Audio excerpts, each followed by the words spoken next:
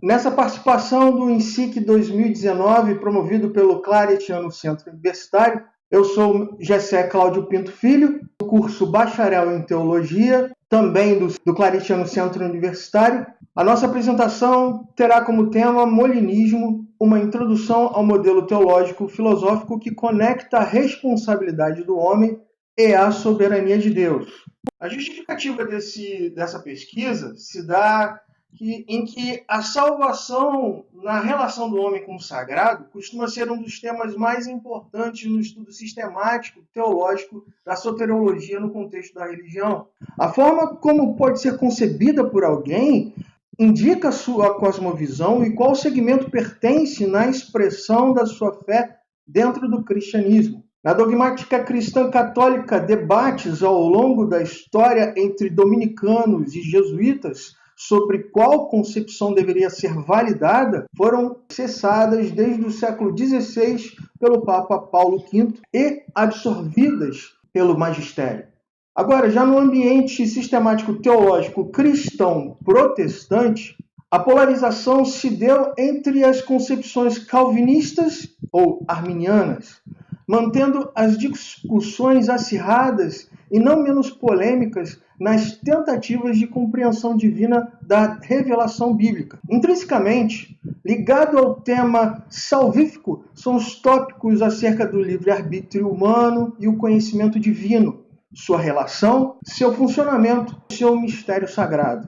Um importante filósofo atual, cristão, Alvin Plantinga, expõe o seu pensamento afirmando que se uma pessoa é livre, então tem a liberdade de realizá-la ou não realizá-la, não devendo cometer o engano de entendê-la como imprevisibilidade. Agora, já a respeito do conhecimento divino, sendo Deus conhecedor do passado, do presente e do futuro, é importante que na sua presciência, atributo da sua onisciência, foi ilustrada, citada por Craig, em que ele pondera, abre aspas, Deus afirma o seu conhecimento das coisas por vir como uma evidência manifesta de sua divindade. Aqueles que negam o argumento que comprova isso e negam, portanto, a conclusão também, fecha aspas. A partir desses pontos primordiais que citamos para a espiritualidade, constitui-se necessário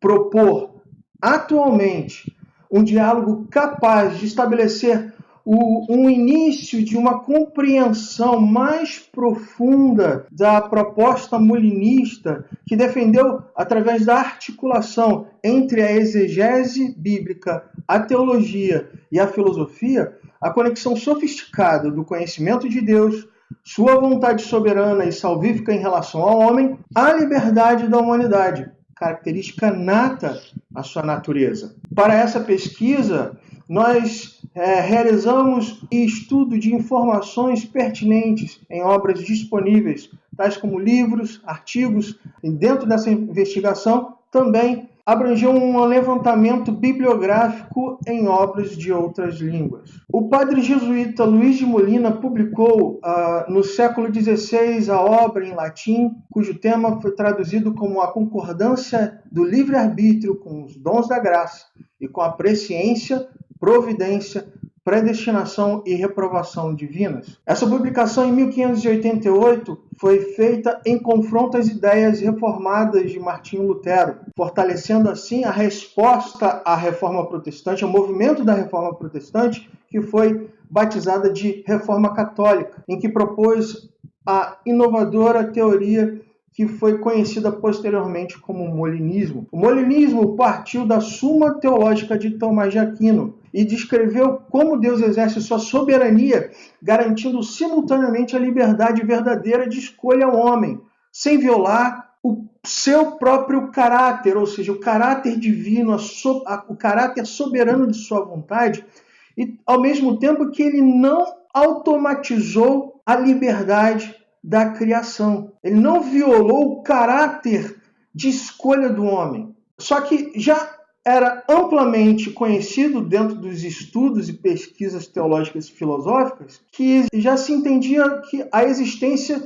de pelo menos dois tipos de conhecimento de Deus, o conhecimento natural e o conhecimento livre. O conhecimento natural de Deus corresponde ao conhecimento de Deus sobre das probabilidades, mundos possíveis, dos mundos das possibilidades. O outro conhecimento que já é amplamente aceito a respeito do conhecimento de Deus é o conhecimento livre, em que é o conhecimento de Deus a respeito da realidade em si, da nossa realidade. O molinismo veio propor a existência de um meio que faz um intercâmbio entre o conhecimento natural e o conhecimento livre. Está exatamente no meio, chamado conhecimento médio. O conhecimento de Deus dos mundos contrafactuais. O que nós queremos dizer com isso?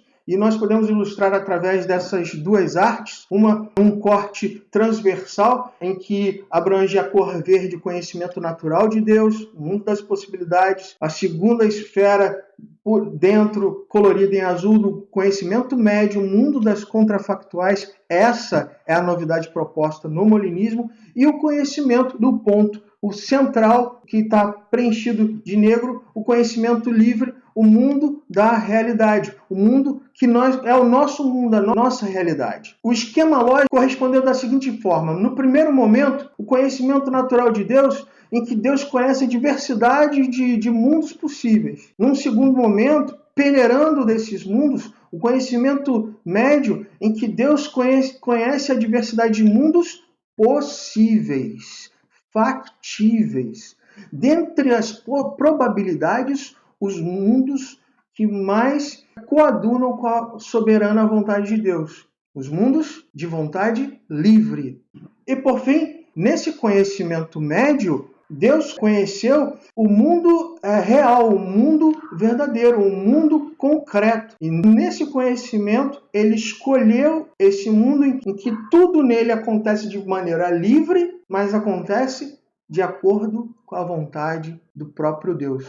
Então ele, com sua fala, o seu decreto criativo, ele torna este mundo escolhido, essa realidade escolhida, num mundo real. O conhecimento médio de Deus garante a sua presciência conhecer as contrafactuais, os mundos das probabilidades, os mundos prováveis possíveis. Então, é disso que se extrai. O primeiro quadro foi extraído dentro da ideia arminiana, o memorial dos 5 pontos. A ortodoxia reformada do arminianismo, nele foi extraído o primeiro ponto, predestinação condicional, o segundo ponto, a expiação universal, o terceiro ponto, livre-arbítrio do homem, o quarto ponto, a graça resistível, e o quinto ponto, decaimento da graça possível. Já no outro ponto, a ortodoxia reformada do calvinismo, nela foi instituído os 5 pontos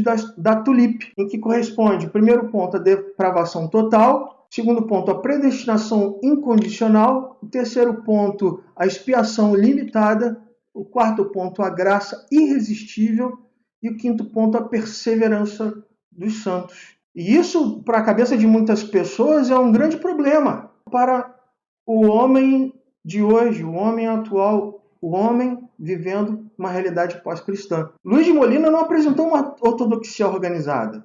No entanto, em 2010, o pastor e teólogo batista Kenneth Kitley propôs um modelo sistemático soteriológico sob a abordagem molinista, em que ele chamou de Roses, em que compreende os seguintes pontos.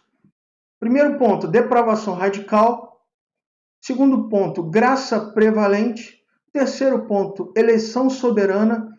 Quarto ponto, vida eterna. Quinto ponto, redenção particular. Estes pontos oferecem para o homem e a sua fé a harmonização da soberania de Deus, sem violar o seu caráter, e também a harmonização da liberdade verdadeira ao homem sem violá-la. Existe, então, essa conexão, esse mistério sagrado, os dois polos de Deus e o homem não são violados o suficiente para que nós podemos exercer a nossa fé. Mas não invalidando os sistemas clássicos em vigor, defendidos pela Reforma Protestante, nas igrejas cristãs. Agora, para Kittley, o molinismo e tantos outros, como William Lane Craig, Thomas Flint, para estes, o molinismo consegue formular o que ele define de compatibilismo radical,